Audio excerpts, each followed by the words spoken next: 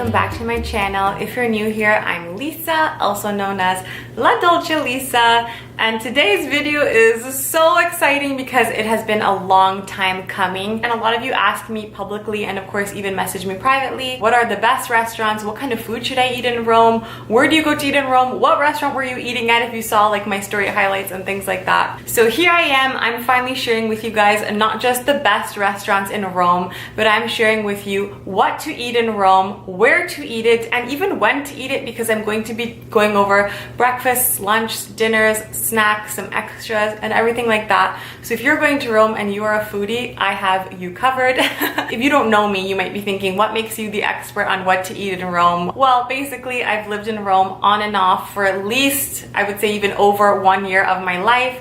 Ever since 2010, I've pretty much went back every single year. I've stayed in there for long periods of times. Lots of stories behind that, but basically I've been in Rome for a year of my life.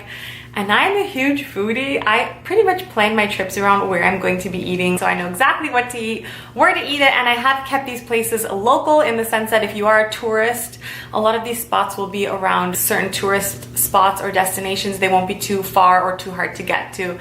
So it's a pretty good list. I'm going to be writing a blog post as well, so please check that out in the description down below on ladolcelisa.com. I'm going to be talking your ear off, but it's going to be with good information. So let's get into it. Here is what and where you should eat in Rome, the best restaurants.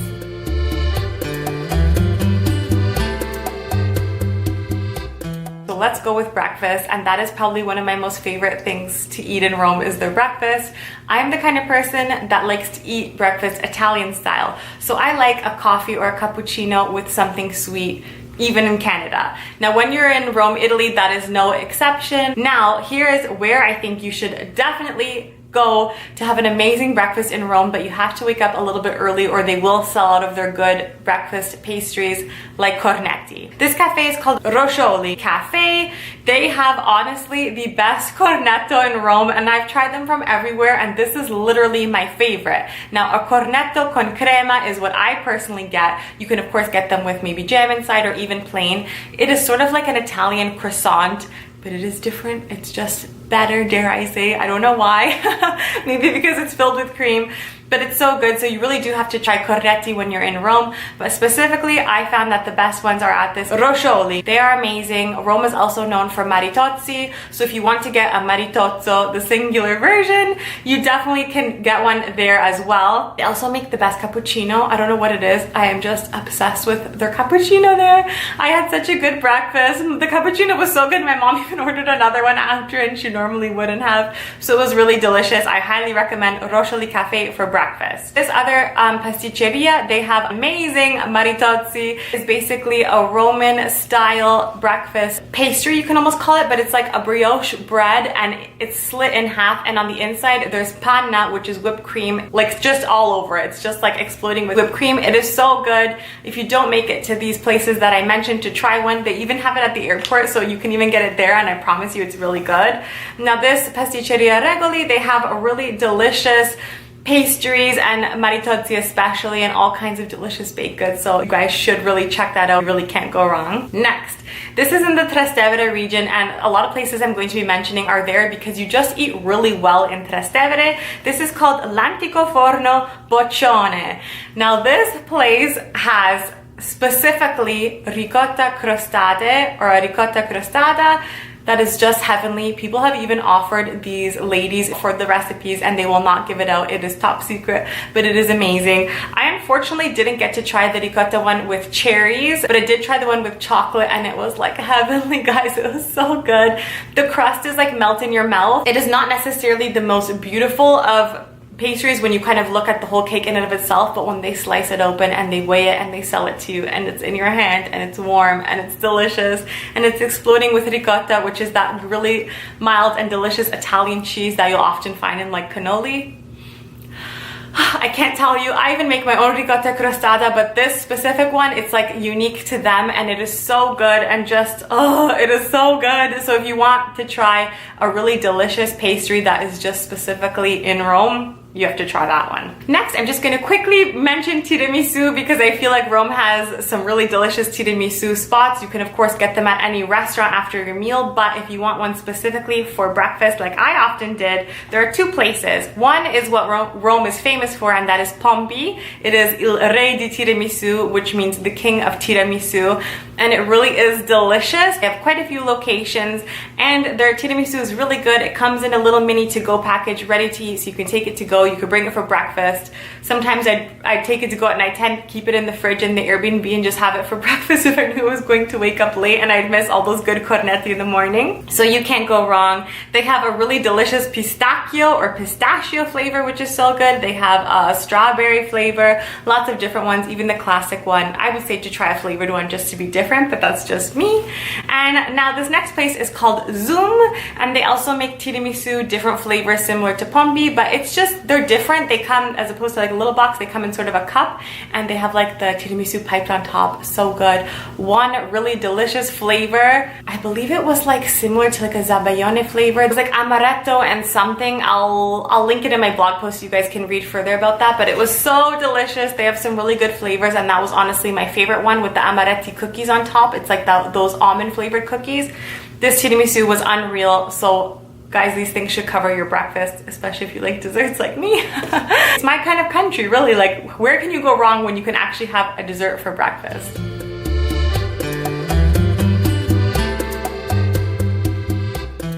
If all that sweet food is not quite your thing, let's go to lunch. I'm taking you to some spots where you can have some classic Roman food, but as well, these are sort of, they're not your sit-down places. I've saved that more for the dinner portion of this video. Of course, you can sit down in some places and eat by all means, but they're more of like a grab and go style. And the number one thing you need to know about going to Rome is the kind of pizza that you'll have there.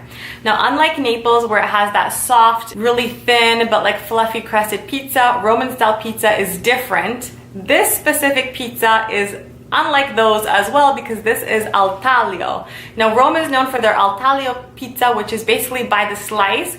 And if you're familiar with focaccia, that nice soft fluffy Italian bread, it's sort of like eating a focaccia pizza, if I can describe it in that kind of way, obviously a little bit different. There are two spots that you really should check out. Number one, Antico Forno Roscioli, and they honestly make the best pizza al taglio. It is so good. They have a burrata pizza, which is like the pizza of your dreams. It has burrata cheese on it, on this delicious tomato base. Oh, it's so good. They have so many different kinds. How you do it is, when you're ordering al taglio pizza, you basically go to the counter, pick out as much as you want. They'll maybe show you the suggestion that you should get, but if you want less because you want to try more, just say a little bit less, a little bit more.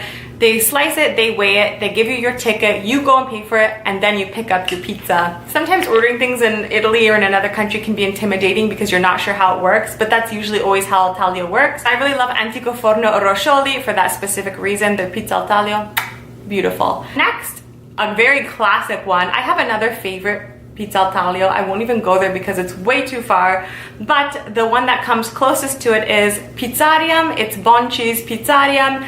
He makes amazing pizza al taglio. They also make really good supplís and things like that. I'll get to that in a minute, but the pizza al taglio is so good. Anthony Bourdain even ate there, so it's just like a really treasured spot. They offer so many different flavors. The best part about pizza al taglio is that you can have like 100 different flavors. You can't go wrong. You can have a little bit of this one, a little bit of that one. They're just delicious. I've eaten here a couple times and I've never left disappointed. Next, I mentioned supplís. Supplís are basically a Roman style arancini. Arancini, those big round rice balls they're known for in Sicily. Well, in Rome they have a supplì. So they're always really good, and a really good spot that I picked them up at. They have them at a couple places that I'm already mentioning, but a really good spot just for those specifically is called the Supplizio. They specialize in all kinds of supplì, and I ate there by chance one time and it was one of the best things. It was just a really quick grab and go kind of thing, not even necessarily for lunch, but just if you're hungry between meals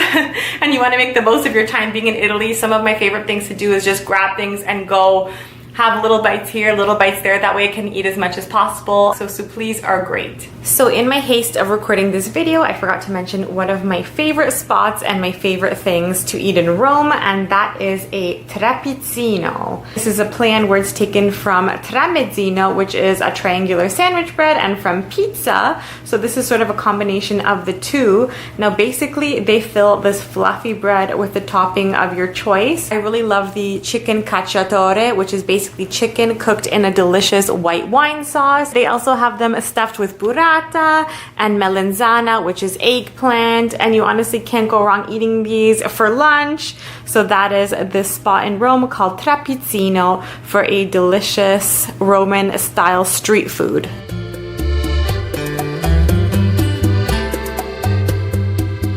Now I'm going to be talking to you about some dinner spots. I'm going to transition slowly into them. So this one is not so fancy. You can even of course have this for lunch, and I did when I went to Rome a lot because we even grabbed this to go. It was so close to our Airbnb, so we grabbed this pizza and we brought it up and we ate it for lunch, or we'd split one. You can sit down there for lunch if you're not planning on having a dinner, or you can go here for dinner. It's great. This place is called Pizzeria da Baffetto. And I'm going to recommend this because it is a Roman style pizza. So when you're in Rome, you want to try the pizza that they're known for.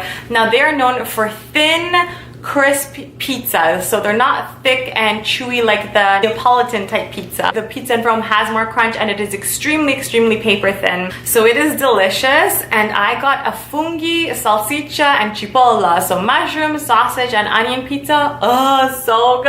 I can't tell you how good it was. We even brought it back to our Airbnb. Like I said, you can't go wrong, so it was so good. I got to see how they're made too. They're so super thin, and the people who work there are really nice and accommodating, so I really like this spot as well.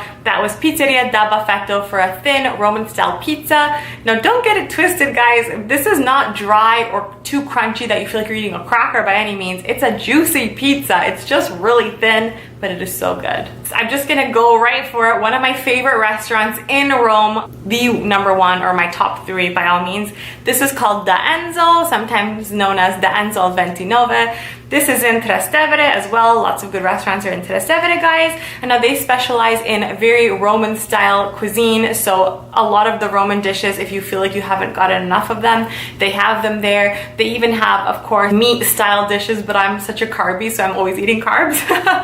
So I'm loving their pastas. Now you can't go to Rome without having a carbonara or a cacio e pepe or a matriciana. Any kind of those pastas, they have them here, and they're delicious. They're so good. And one of my favorite things at this restaurant is the burrata. Now they call it burrata. It's usually a specialty item, so the waiter will, you might not see it on the menu, but he'll tell you that they have the burrata. It's more like a stracciatella type burrata, so it's not the whole ball. It's sort of like the creamy part that's inside burrata. Oh, they pair it with these amazing tomatoes. The tomatoes in Italy alone are just, they're worth the trip. They're so good. If you want a tiramisu at a restaurant, they have a delicious tiramisu. They also have this whipped mascarpone with strawberries, with little wild strawberries, fragoline. One of the best desserts. It's just so simple. It's sort of like eating a mascarpone mousse, but with those wild strawberries. If you've never tried a wild strawberry before, they're like little baby strawberries. So good, guys. I'm getting hungry thinking about it. It's honestly my favorite restaurant. There are always lineups there. I feel like there is a way to call and to book ahead and to reserve a spot. But if you go there as soon as they open at about 7 o'clock, if you're one of the first people in line, you'll be eating no problem. So do make it a point to check out this restaurant. It's one of my favorites. Another restaurant that is so good, and if you're a carby like me and you love pasta, specifically homemade pasta, there is a lady making the pasta in the window. So she's rolling it out, she's cutting it, she's shaping all kinds. You can look at her, you can talk with her a bit. It's such a cool experience, and this restaurant is Osteria da Fortunata. So it is just a really delicious restaurant for pasta dishes. I would just highly recommend getting any kind of pasta that they have there. They have their carbonara. If I didn't specify what that is enough, it's just the eggs and bacon pasta. They have their cacio e pepe, which is the cheese and the pepper. They have a matriciana, which is the one in the red sauce with the pancetta. So they have all those kind of pastas. They make them fresh. They're so good. They're known for their strozzapreti there, which literally means strangled priest. It's just the twisted pasta, and it's thick, but it's like a nice toothsome pasta. So if you want a nice bite of pasta, that is the one to get. It is so good. I love that restaurant. They also had a really good panna cotta for dessert. If you guys don't know what that is, it's like essentially just like a cooked cream, which is so good. So also try their panna cotta if you really like that as well. Okay, if you like truffles and you like truffle pasta, one of the best ways to eat truffles is honestly in pasta. Let's be real. This spot has the best truffle pasta that I've had in my life, okay? This pasta dish is so expensive, but it is so good. So if you want to splurge and you want to dedicate one night to your vacation in Rome on having a more high-end dinner, this is the spot. This is called Taverna Trilussa, and it is also in Trastevere. So many T's. That's a tongue twister. Truffle pasta in Taverna Trilussa in Trastevere. Truffle in Italian is tartufo. And this pasta is so good. It's literally served to you in like a skillet, and it is the most butteriest, truffleiest pasta that you can have. It is so good. They also have things like artichokes, which are known as carciofi, and that is very Roman, especially if you have the Jewish style fried artichokes. Carciofi alla Judea, so delicious. So I highly recommend this restaurant as well. They're also known for their ravioli mimosa. Even that foodie Jonathan Shaban ate there, and it is like, I mean, that dish is really good too, but honestly I think that this truffle dish is better because who I was with, everyone was getting the mimosa one. I got this truffle one. I splurged and it was so good. I did not regret it. So I highly recommend that restaurant as well.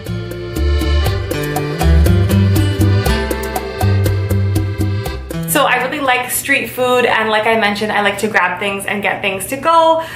Gelato is no exception, but I'm not going to be going into my favorite gelaterias because I have an entire video dedicated to that, which I will link in the description bar down below. So please check that out because gelato is so important in Italy, and they have some of the best gelaterias in Rome. I'm just going to be mentioning some extra things that you can pick up. Of course, you have to get a cappuccino. By all means. Even an espresso, they're not known as really espressos in Italy, they're just known as un caffè. If you ask for un caffè, you're gonna get a little espresso. If that's too bitter for you guys, even with the sugar that you might add, by all means, you should try something called ginseng. It is caffè ginseng, and it comes already sweetened, and you have to try it. It is a really good tiny little sweet, almost like espresso shot, but it has this amazing flavor that it's hard to describe. Similar to French vanilla at Tim Hortons in a weird way. But it is so delicious. I absolutely love it. I will also mention, if you love coffee, some of the best coffees, this extra is turning into like a coffee thing, but some of the best coffee that I've had has been at Caffè Sant'Eustachio, espressos, or just cafe, like I said. They have a bunch of different flavored ones. They even have a granita al caffè, which is really good, which is just like an icy coffee with whipped cream. It's so good. The one that I got that I really liked, it was warm, it's called a moretto, and it had, I believe, like cream and chocolate in it, and it was so good. It was sort of like the espresso style, but it was like, oh, it was just delicious. So I really love that moretto one from Caffè Sant'Eustachio. I will also mention that you should definitely try, if you want sort of a nice extra experience, not that the food is like phenomenal there, but for the view alone, you probably might have seen me go here in one of my latest Rome vlogs, but I went there with my mom and sisters, and it was such an amazing time and an amazing way to end our trip, and that was at Terrazza Borromini. So we kind of decided to go like last minute on a whim, and it was so good, and we're so glad we went there.